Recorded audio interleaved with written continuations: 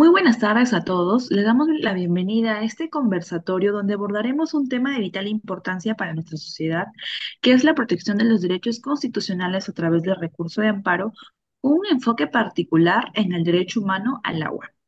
En un contexto donde el acceso a servicios básicos es fundamental, es crucial entender cómo en el sistema legal garantiza estos derechos. Hoy tenemos el privilegio de contar con un panel de especialistas expertos para desglosar este tema desde diversas perspectivas.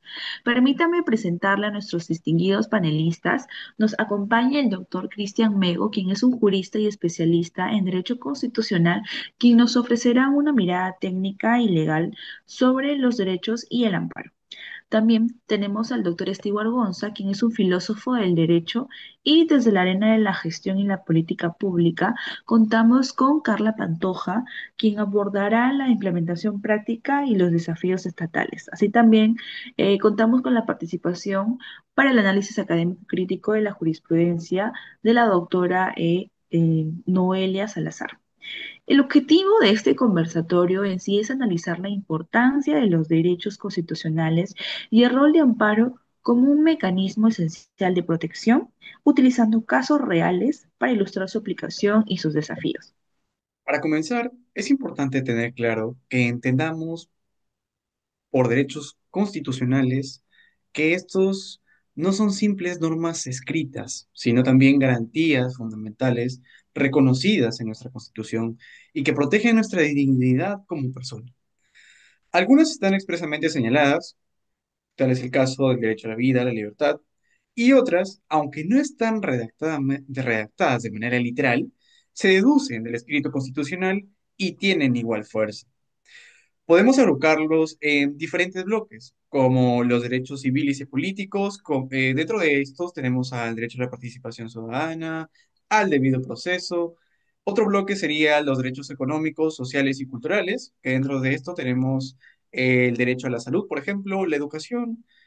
eh, y, pero más allá de esta clasificación que acabo de mencionarles, lo esencial es entender que estos derechos no nacen eh, em- empíricamente del Estado, sino son una concesión del ordenamiento jurídico y son inherentes a todos nosotros por el simple hecho de ser seres humanos. Está claro decir, y es preciso recalcar que la Constitución, su rol y el Estado es reconocer dichos derechos y garantizar el respeto y cumplimiento de los mismos. Por eso hablaremos de los derechos fundamentales y porque son base, bueno, de nuestra convivencia y cualquier sistema jurídico y de los recursos, por ejemplo, de amparo. Comparto tu opinión, estimado doctor Mego. Y precisamente, desde una perspectiva ampliamente y filosófica, la dignidad humana es el origen y fundamento de todos los derechos, como todos aquí los presentes lo sabemos. La satisfacción de las necesidades humanas más básicas para preservar la vida, la seguridad, las libertades, constituye un reclamo del cumplimiento de los derechos humanos propiamente dichos, en su amplia y vasta conformidad de su contenido.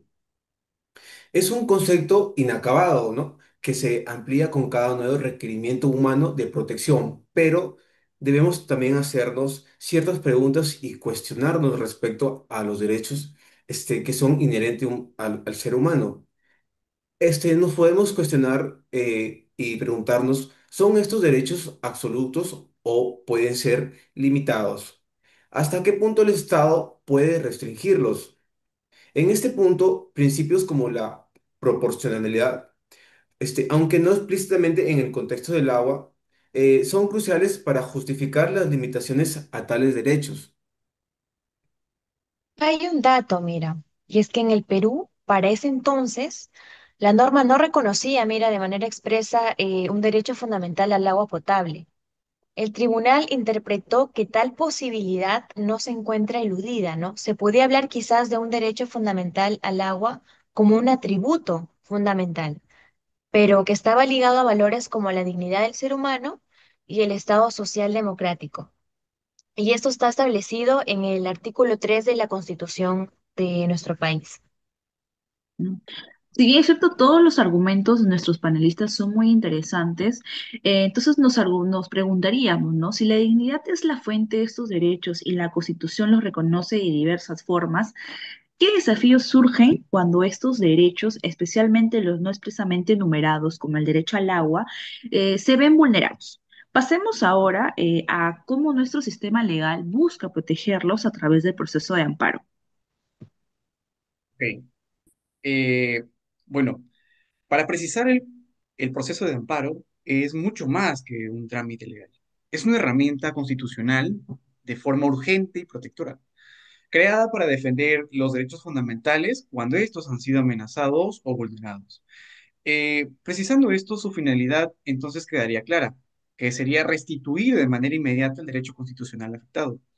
Por eso se trata de un proceso excepcional, rápido y directo, que puede activarse frente a cualquier acto, omisión o abuso, ya sea que provenga de una autoridad, funcionario o incluso de un particular, que ponga en riesgo, ciertamente, nuestra dignidad o libertad. En pocas palabras, para entender, el amparo es la respuesta del ordenamiento jurídico de nuestro sistema judicial, como mencionó la moderadora, que cuando ya no hay tiempo que perder y se hace indispensable proteger el derecho afectado, se recurre a este, valga la redundancia, a este recurso de manera urgente, lo que nos hace eh, hacerlo de una manera más rápida, defender este derecho y por tal motivo defender nuestro derecho fundamental como como verdaderamente seres humanos y por lo cual son inherentes a nosotros. Yo creo que para entender mejor el punto que estás indicando, doctor, creo que es necesario que imaginemos un caso hipotético, ¿no? Una municipalidad decide, mira, sin previo aviso ni justificación, cortar el suministro de agua potable de una residencial por una supuesta deuda de un anterior propietario del terreno. Esto obviamente pues va a afectar la salud y la propiedad de los actuales residentes. Entonces, en esta situación, ¿cómo actuarían los ciudadanos y qué tan rápido podría intervenir el amparo pues para proteger este servicio que es tan vital? Muy interesante su aporte, doctora. Gracias por el hipotético caso que nos está planteando. Ante ello, invito a todos a reflexionar si sería este un caso idóneo para el amparo o qué tan expeditivo debería ser este proceso para un derecho como el acceso al agua. Con esta reflexión, entramos al corazón de nuestro debate, analizando el caso realmente que encapsula gran parte de estos dilemas.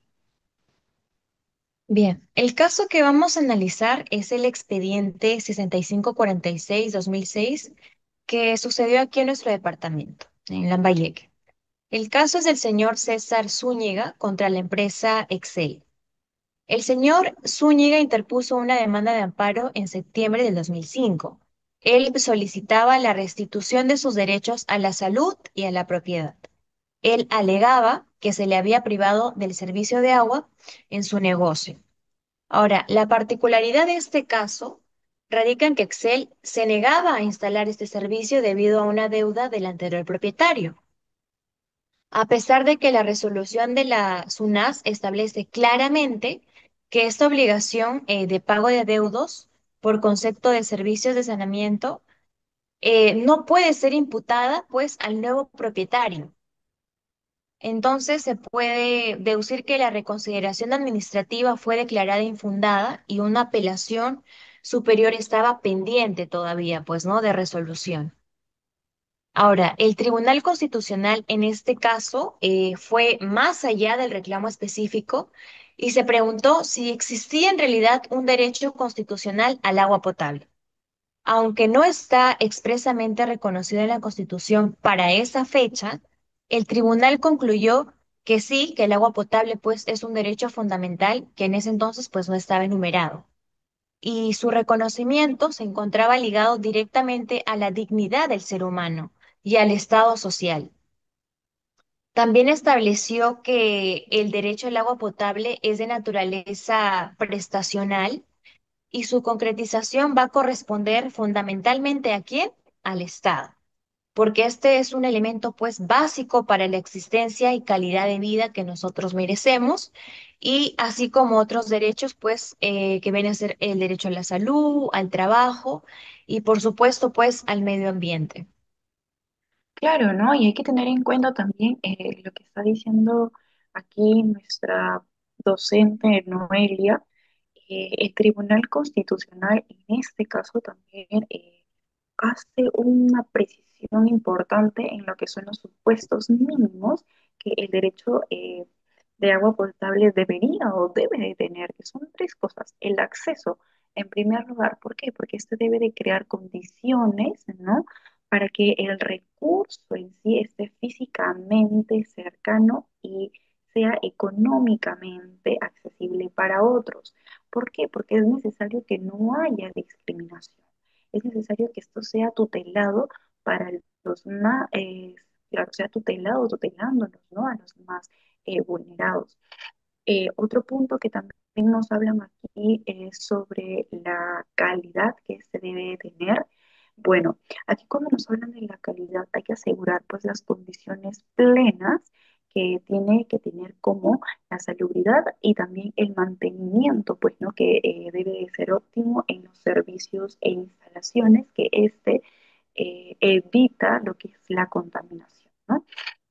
Y por último tenemos lo que es la suficiencia. ¿Por qué la suficiencia? Porque es el recurso en sí que va a ser dispensado en cantidades adecuadas. ¿Para qué? Para las necesidades tanto elementales como primarias. ¿Por qué? Porque esto va a tener como uso principal a quienes, a las personas, ¿no?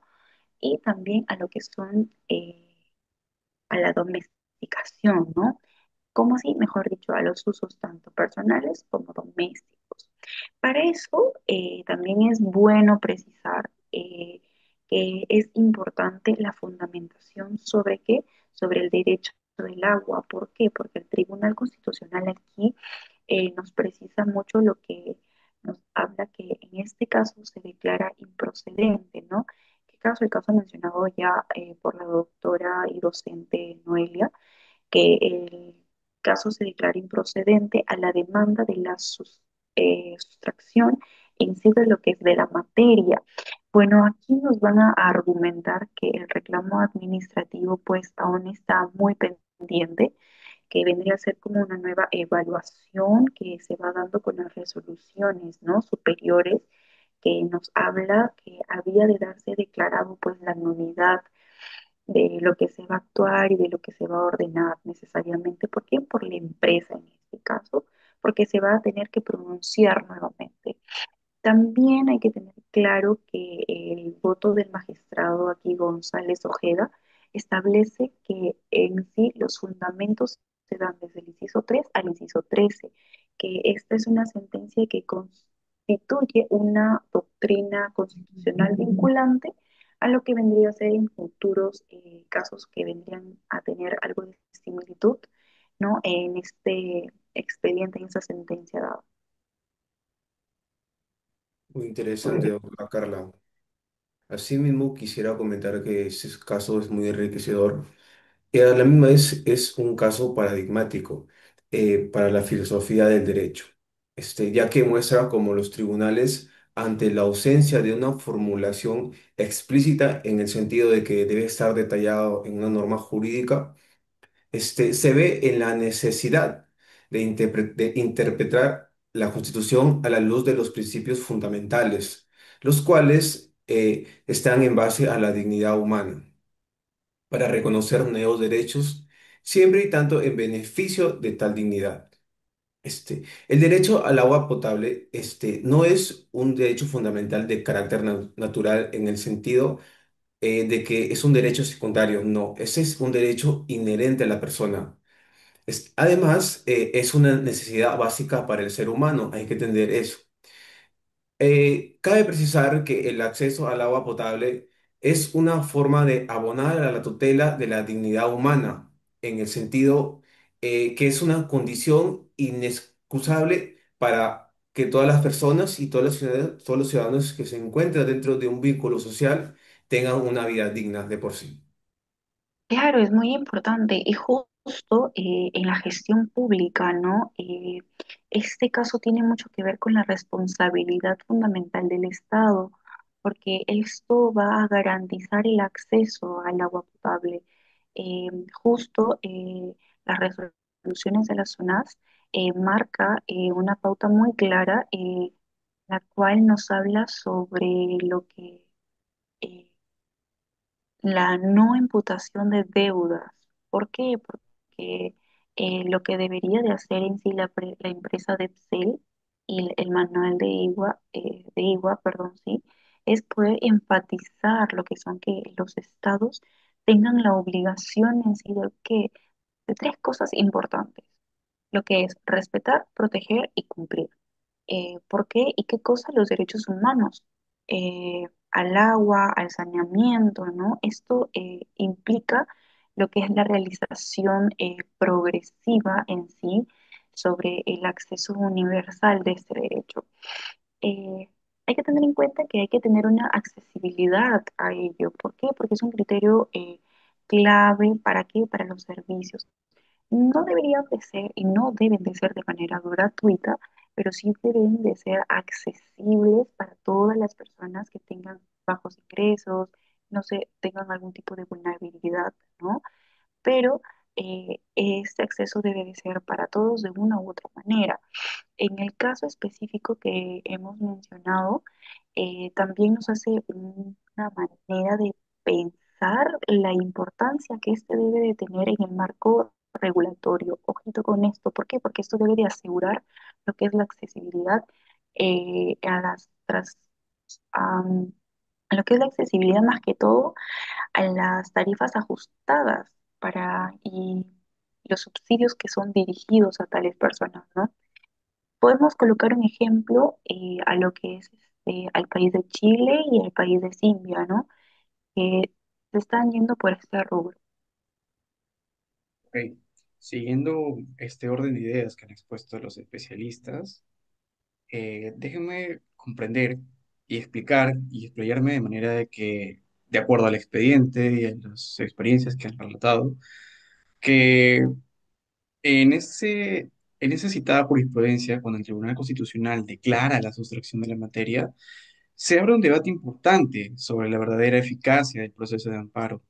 Porque si bien esta decisión permite que continúen los procedimientos administrativos ordinarios, también deja en aire la pregunta si realmente se protegió el derecho vulnerable, porque recordemos que pedía acerca del derecho al agua potable, porque se le estaba quitando por razón de unas deudas.